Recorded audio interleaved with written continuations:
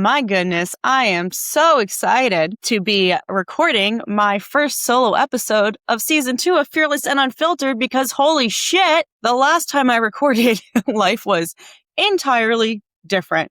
And I did not feel good about interviewing any new guests on a show called Fearlyss and Unfiltered without acknowledging the fearlessness of what has been the past 6 months and sharing with you the unfiltered thoughts and stories behind this crazy thing we call life, the one I'm living over here in Pittsburgh, North Carolina.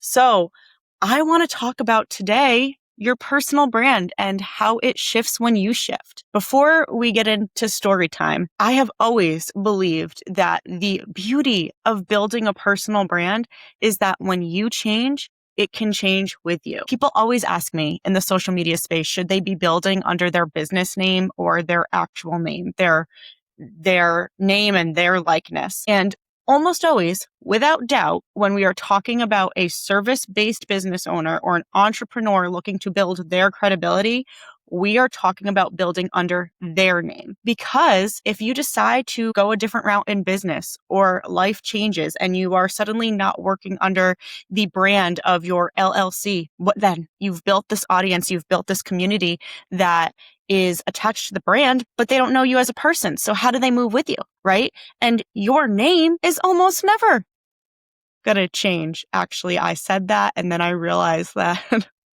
that's not necessarily true. But your first name will almost always stay the same. And what you value and what people know you for when you build your brand correctly should stay the same too. There are times in your business where the brand pivots naturally and automatically if you decide to go into a whole new direction, right? Your brand is going to change. But sometimes none of those things change. Sometimes you change. Sometimes your personal life changes.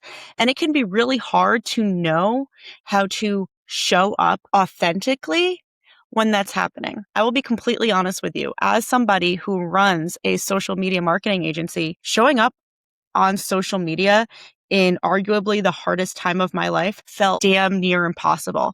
And it felt impossible because I didn't know who I was or what brand I wanted to build. I had a lot of unlearning, relearning, and building and healing and all of the things to do, right? So you find yourself in a situation where you're trying to do the thing that has always worked. You're working in the business that you've built from the ground up. And then suddenly you're like, I can't do this anymore because I'm not the same person who built this thing. I am this person now. And I remember actively thinking to myself, like from the outside looking in, what I'm posting on social media, nobody has any idea what is happening behind the curtain, what is happening in my daily life, the struggles that I'm facing, or the small, tiny victories that I'm seeing. And I have always healed by sharing. And when you don't know how to share or what's okay to share, that brand that you've been working on building kind of automatically pauses. And that's really scary for somebody who runs an online business. But again, the first thing I said when I hit record is that your personal brand can shift with you. If you are not familiar with the Flow framework, it is a personal branding and social media strategy that I wrote early last year, 2025.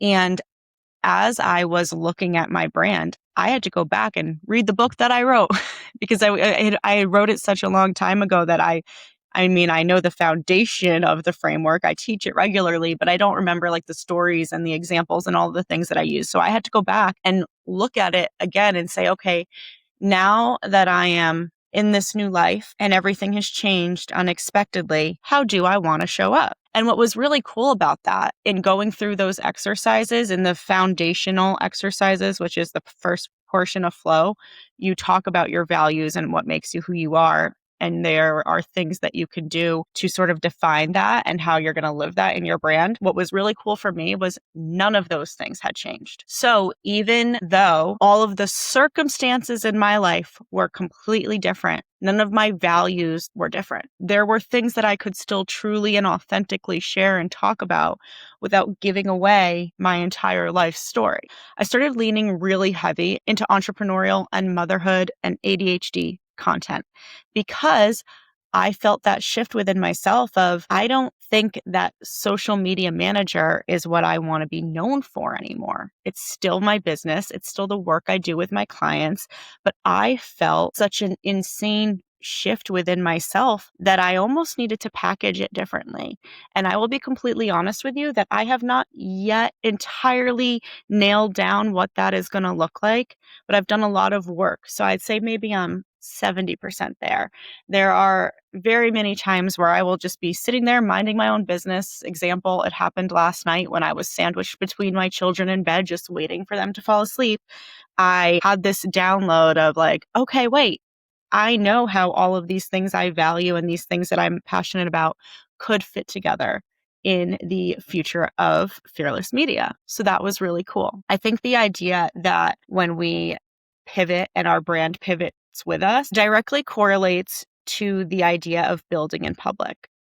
Building in public is something you've probably heard before. It's something that I teach regularly, that you don't have to have it all figured out. You don't have to have the end goal in sight to post about the things that are important to you and your business and the things that can help your clients and the things that can help you connect with other people. And there is no time like the messy middle to start building in public. I actually had a conversation with someone this morning who is a couple months into her professional pivot. She was doing really amazing work. And in fact, I'm going to have her come on the show soon and share her story. So I don't want to give away too much details, but she was doing really amazing work, making a good amount of money in a field that she did not care about. And she even decided to switch companies. She thought maybe the ownership that she was working under wasn't aligning with her, and she went and got a new job in the same field. And when she got there, she was like, oh shit, it's not actually the work, it's me. This isn't aligned with me. And so she made the powerful decision to exit that line of work. And she is slowly but surely figuring out what comes next. That is a great example of the messy middle and building in public. When she was asking me about social media, I said, why do you feel like you need to have this perfectly packaged brand together to start posting? You don't even have a business name yet, right? But you know it's important to you. You know the business you want to build. That's not going to change. Who you are as a person isn't going to change. So if you wait until that brand is perfectly polished and you have the logo and you have the font and you have all of the things, you're going to be talking to nobody. You're going to be launching and announcing that to nobody. But if you start to talk about the things that you value and share your story in the pivot and how you got to where you are now, do you see how that's the personal brand building with you? So that by the time you are ready 6 months from now to launch this new business, you're already going to have that community who trusts you because they know you and they're going to buy from you and they're going to want to work with you. At the end of the day, it all comes down to this. One of the hardest parts about a major transition is realizing that people may know one version of you, but you're not building as her anymore. So then you have to decide, how am I going to show up? Am I willing to be vulnerable? Am I willing to say the hard thing or say things out loud that might feel a little scary? Because if the answer to all of those things is no, you then have to go one step further. Why? If we talk about building an authentic brand, that's what everybody wants to do. Everybody wants to build an authentic brand. But if you are only willing to show up as the polished version, you're lying to yourself. You're not building an authentic brand. You're building a brand that you think looks good to other people. And if I'm being really honest, that perfectly polished, branded crap that you're posting on the internet that AI made for you in like half a second, that's not getting your people to connect with you. What gets people to connect with you on a soul level is when you share something that they can understand and they feel like they're there with you. Now, I'm not saying you have to share all your dirty laundry. I still, even in this episode where I've said to you that my whole life changed and you're never going to hear me share the specifics of what's happening in my family that is only for me and my family. You could take a guess. I've alluded to it, right?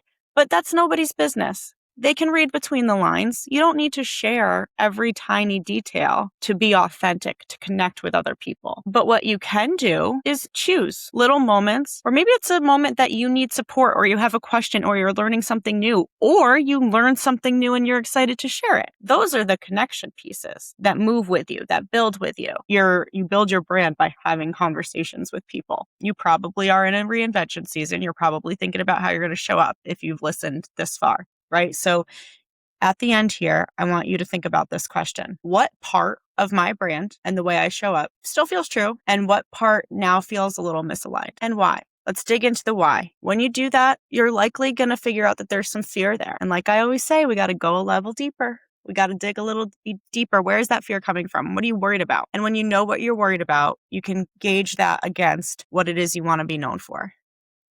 Because if what you want to be known for is stronger than this fear over here, if your desire to do and achieve and be this person is stronger than the fear that's telling you you can't pivot, you can't change, you can't build, you can't be her, that's all you need. We're going to have a lot of conversations about change and pivots. And I'm going to share my unfiltered thoughts with you. I promise this was just a warm up. If you have listened to Fearlyss and Unfiltered through season 1, or if you're brand new here on season 2, I want to say thank you. Being able to share my unfiltered thoughts, my ADHD squirrel moments with you, that brings me so much joy. And it would be so helpful if you could share this episode with somebody who you think needs to hear it. Or if you can just leave a review wherever you're listening to this. That is the quickest way to get this podcast in front of more people and help it grow. My goal, I'll tell you now, is to bring some of the people I admire in business onto this show by the end of the year. So thank you for anything you can do to help me get there. As always, I hope you stay fearless, and I will see you next time.